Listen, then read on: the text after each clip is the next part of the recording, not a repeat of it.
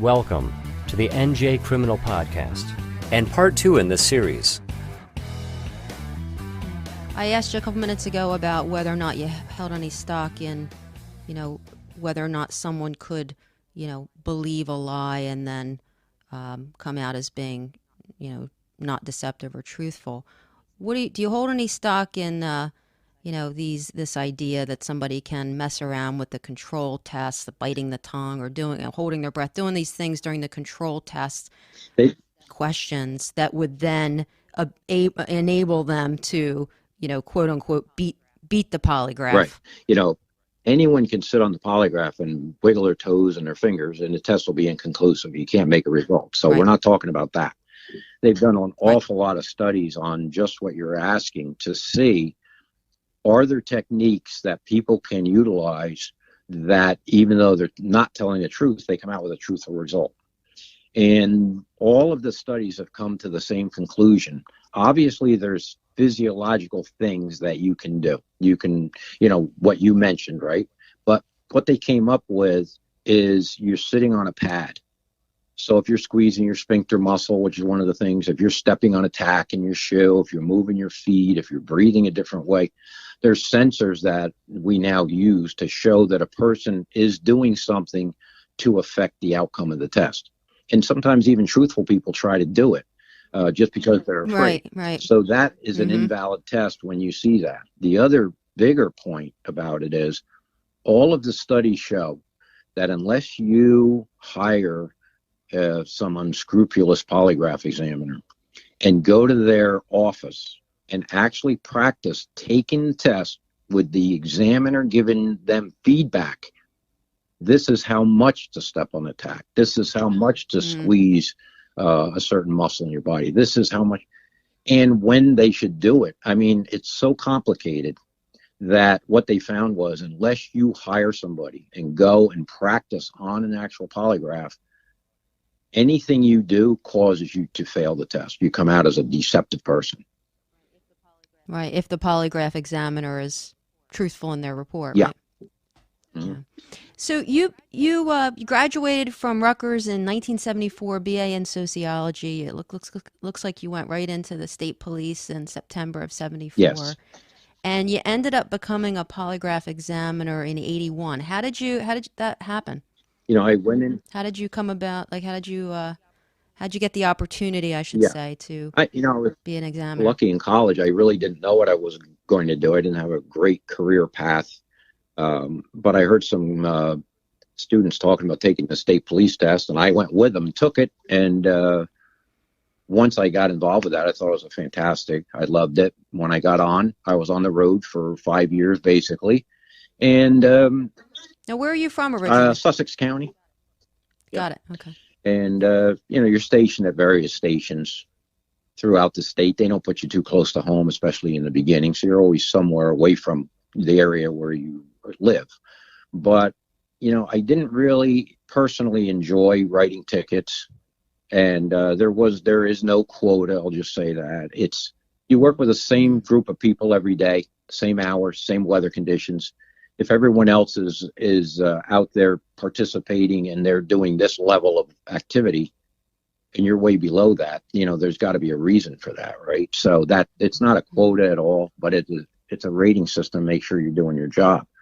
But I didn't really appreciate writing tickets. So what we were allowed to do in the state police was if you wanted to take an investigation and try to resolve a burglary or a theft, as a road trooper, you're probably not going to be given major caseloads, a sexual assault or, bank robbery or something. But you could work on thefts and burglaries. And I enjoyed doing that. So throughout the last few years that I was on the road, I started doing a lot more criminal investigations and getting some results. But then we used to live at the barracks, and we lived there for 2 days at a time, and you were off for 2 days at a time. And you worked with a different set of people there.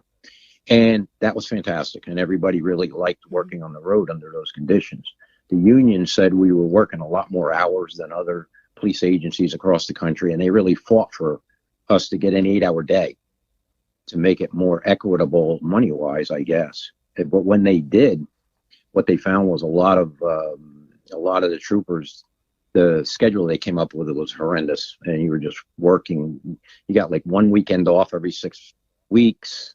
You were working 9 out of 10 midnights in a row, and so guys started looking for other jobs. Yeah, you can't sustain No, that. it was really rough, and they've changed it now, and they have a much better schedule. But at the time, I was one of the ones that said I'd like to get a job where maybe I'm working Monday through Friday and I get a troop car and I'm off the weekends, and that's kind of pie in the sky. You're not going to really get Sure. that. But the polygraph unit had an opening, and I put in for it. And I thought, I'm not going to get that, but at least they'll know I'm looking for some kind of criminal investigative job when the next one comes out. They said, oh, we see you had an interest. You put in for polygraph. So my background in college was kind of biology and psychology, which I didn't realize how much that would help me getting into polygraph. That's what it's all about.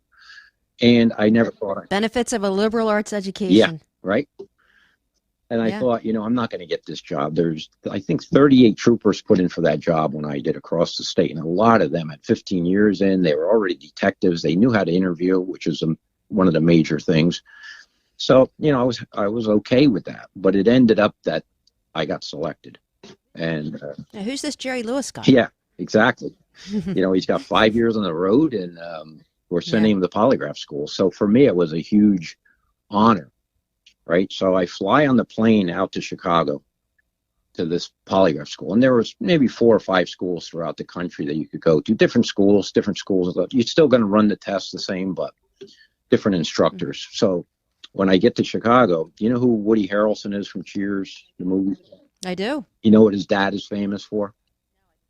No, I do not. His father was actually died on death row in Texas. He was a contract killer. And he assassinated the hanging judge in Texas. A drug dealer was coming up for sentencing and hired. How do I not know this?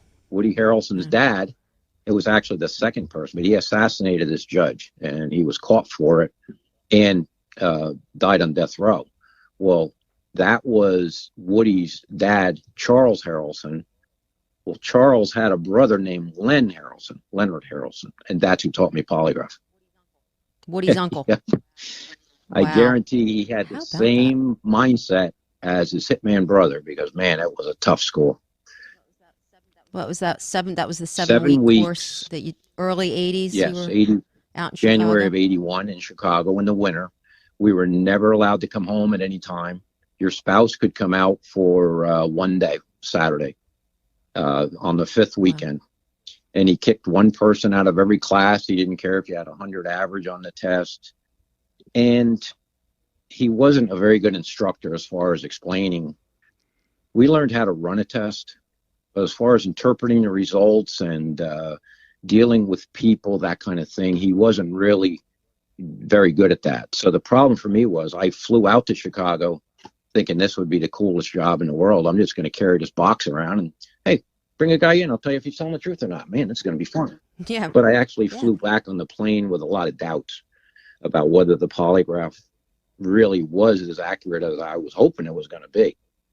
And luckily, when I came back to the state police here, we only had 3 examiners when I got back for the whole state. Our backlog was about 6 weeks. So we had 2 to 3 people scheduled a day for the next 6 weeks. And that continued basically throughout my time in polygraph.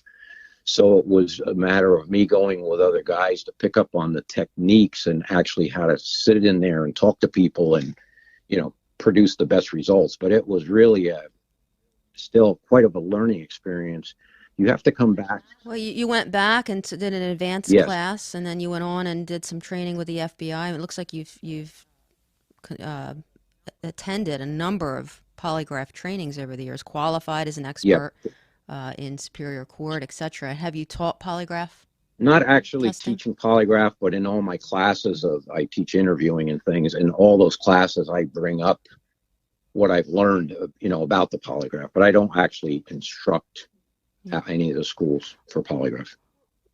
Well, that leads me to the next topic I wanted to talk to you about, and that is interviewing and interrogation. And you did also become very well known throughout the state police with regard to a course you developed in the 80s on interviewing. And reviewing your CV, I mean, you've taught this course to thousands of law enforcement personnel all around the United States, Canada, and now since your retirement in 2000, have developed a program that you've actually, I think, trademarked, right? The tactical interviewing program. So I wanted to, have you tell us about that, and I'm really interested in your take on how an interview should be conducted so that you find the truth from your interviewee. And you've said a couple times, I think you've written a few articles, that the phrase "the truth lies within." Tell me about that. It's very interesting because just to go back to what I just said about coming back from polygraph school, I wasn't really sure how accurate it was. So for me, every day, 2 to 3 people a day on a case, I was worried. Like, other guys can do it and other examiners are confident. I'm not really that confident. I guarantee you I was more nervous than the suspect that was brought in to be tested. He'd be shaken and I'd be shaken, because the last thing I wanted to do was run the test, because then I had to look at it and give an answer. But if I could get the person before the test or whatever to admit to what they did, or some, like, the only day that I could come home and get, you don't even have to do the polygraph then. Well, that's it. And that was my goal, and I'm kind of ashamed in a way, but I was like, let's just cut to the chase. Yeah, I would say this, other examiners went to different schools. They got better training than I did. The guys in my unit had better training than I got when I went. So other examiners did not experience the doubts that I had, and they couldn't really understand it. They'd go in and run a test and give an answer and go home and sleep. But I was like, I'm not sure they're doing it right. Yes, I believe they're confident, but if I do it, am I? So the only time I could sleep at night was if someone admitted that they did it. So then I knew that the person did it, they were deceptive, and they admitted to it. But if I cleared someone and said they were truthful, was I positive? No. If I said somebody was not telling the truth, was I positive? I wasn't positive, but it was the best answer I could give. And I was keeping a record of every person I polygraphed, what my answer was, and then feedback. If it turned out I was not correct, I was going to think, I'm going to have to leave this unit because I'm really not that good at it when everyone else is. So I really had a lot of self-doubt. So that's where the interviewing to me was like, how can I walk in a room, just be told a set of circumstances, and bring 3 different people in? We never specialized in any type of crime. It could be anything from a theft, a white collar, a bribe, a sexual assault, a homicide, and it could be any person from 14 years up. So I wasn't specialized in any crime, any age group. I wasn't just doing juveniles and it was like, how do I sit across from someone and talk to them and figure out if they're telling the truth or not? And what can I rely on? All of the classes back then were about body language. And I would go to these classes because I had a huge need to be right when I'm talking to people. And I would listen to these lectures, and I took everything to heart, and I took notes, and I knew how to do it. And I would go into an interview. I'm like, according to everything I see here with body language, a person should be this, but my end result is the opposite. There was really any technique that you taught me in less than a week's time. I've already done 15 in-depth 2 to 3 hour interviews. And within a week's time, I could tell you if that was accurate or not. And I learned early on, body language is not accurate in any way for determining truthfulness or deception. And that's what everyone was taught. Eye contact, this. I'll give you a couple statistics that they did a lot of studies on this recently. Now, I learned this in 1981. I can't sit across from someone and look at the way they cross their legs. They're not looking at me. They're this and that. All you're reading is stress. I knew that in 81, but nobody would listen to me. Nobody cared. They would still run the test after and get the answer there. But they did a study in the last 15 years or so. And they tested people off the street, had no training in assessing someone's honesty. So they would let them watch videos of known truthful or deceptive people. And they found those people were about 54% accurate, even though they really thought their skills were honed on reading people. 54%. Yeah, it's not very Now, good. it's flipping a coin. Then they brought in Mm-hmm. experienced law enforcement officials that have been doing interviews for over 20 years who were confident in their abilities. And then what they found was interesting. Their accuracy, 54%, exactly the same. Here's the difference. The untrained civilians believed too many people that were lying. The experienced police officers did not believe too many people that were telling the truth. So they had opposite errors, but the same accuracy. Well, because they were going into it with a preconceived notion. You know, you get on the job and you talk to a lot of people and they're not telling you the truth, and you just lose your, you go into interviews thinking people are probably lying, right? Especially if they're suspects in a case. You just kind of expect that, I guess, on a subconscious level, and you add in the behaviors that kind of reinforce that. You know, and the average person off the street probably isn't that cynical. So they found that the accuracy, though, was only 54%.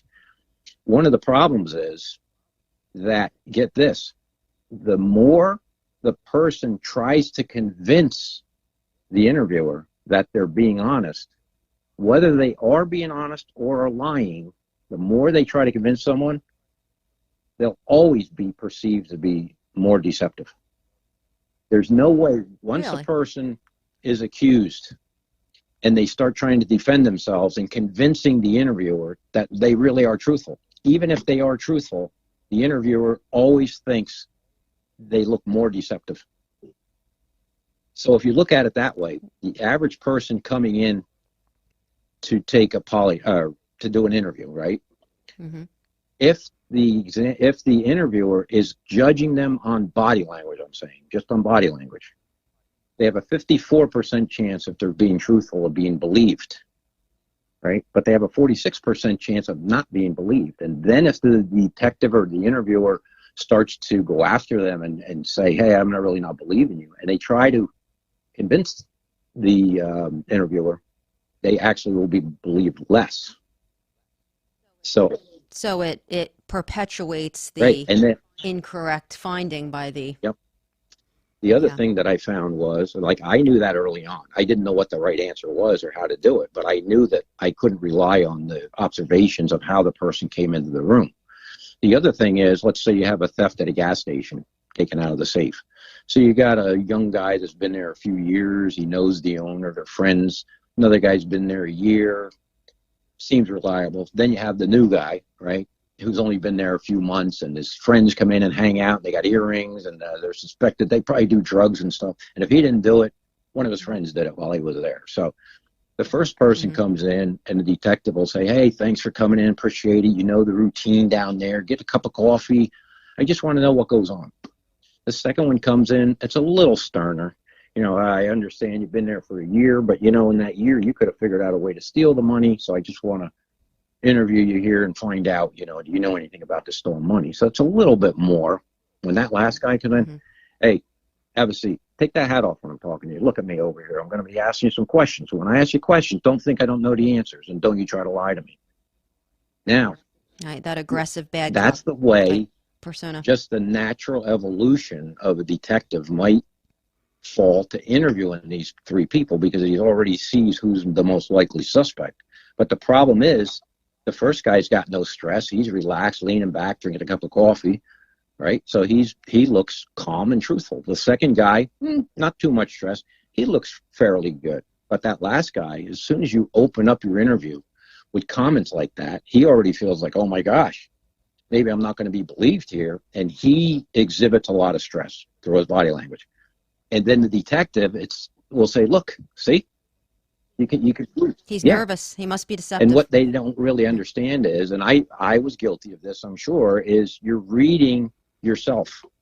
You're reading the reaction to the way you treated the person. Yeah. Do you think anything has to do with the ego of the interviewer? Yeah. I mean, there's a lot of you know, in my teachings, I say it's really not about them versus us, and it's not about them beating us. It's not personal. Once you let it be personal, a person can defeat you. If they lie to you and get away with it, you feel defeated. But if you look at it like it's not personal, if he did something, he comes in here and tries to lie, it's my job, if I can, to try to figure that out. but it's not personal. When we make it personal, then your ego gets involved. And the biggest thing that I teach is we are not here to judge what the person did, which you have to get out of that mindset of, we get involved with some horrific, as you do, cases. And it's very hard to look at somebody that you think committed a crime like that. So part of you almost has an innate desire to punish the person, as you're talking to them, and treat them a little bit rougher than you might, not bad, but just a little more pointed, a little bit less social, maybe something like that. But, our job is to figure out if this person is being truthful. It's not about judging the person. That's for the court system and what the punishment is going to be later. And once you take that out of the equation, the egos and the judging of the person and wanting the person to, be punished for something horrific, your eyes are much clearer and you can evaluate all of the evidence before you much, much easier. And you don't start off. The biggest thing is that if we treat everyone the same, then you see the differences, because truthful people act different than people that are lying to you right from the time you say hello. But if you treat people you think are probably the suspect differently than you treat someone that you think is probably truthful, you're never going to see the differences, because you're creating the reaction in the people because of the way you're treating them. But if you can get yourself to run your interview in a way that you treat everyone exactly the same, whatever your personality or nature is, then the truthful people come in and give you one set of behaviors and one set of types of statements and answers, whereas the deceptive people will come in and give you a totally different picture. So, in other words, let's say you have a truthful person, any person that comes in for an interview. The first question is, do you know why you're here? Right? So truthful people go right to the issue. Yeah, I'm here because money was taken where I work. I'm here because somebody's claiming that I sexually assaulted someone. I'm here, and they go right to the issue. But people that have something to hide, to that question, you often hear, I'm not really sure. They're gathering information because they have a decision to make. But I'm not really sure. Can you explain to me why I'm here? So right away. They want to know how much exactly. you know. That's my first question. And I already, on my piece of paper or in my mind, depending how they answer that, they're getting a check mark, on one side of the paper or the other. The next thing is right in the beginning. I'm talking in the first 5 minutes, right? Before you've done your background form or anything else, you're treating everybody the same. You ask that question, you know why you're here, so you get maybe a different response. The next thing is, well, you're here because, you're a suspect in this theft, or you should hear from every person some type of denial. Because once you feel you're suspected of something or accused of something, your natural inclination is to make a denial. So you're going to listen to the denials that people make, and often within those first 5-10 minutes of your interview, it gives you a pretty good indication if you're just doing an interview, without the polygraph, and you're going to try to come up with a decision. Truthful people deny the crime in one way, deceptive people deny it in a different way.